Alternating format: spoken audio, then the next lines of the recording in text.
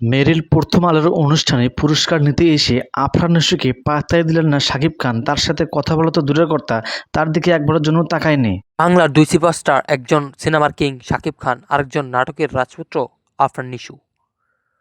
শাকিব খান মানেই box office hit, ২০ বছরের বেশি সময় ধরে একাই রাজত্ব করে যাচ্ছেন।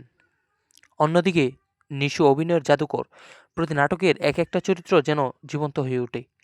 একজনের স্টাইল দেখে হল কাঁপে, আরেকজনের সংলাপে ভক্তদের চোখে পানি চলে আসে। শাকিব খান যদি হন ঢাকার হিরো, তবে নিশো হলেন মঞ্চ ছোঁয়া স্টার।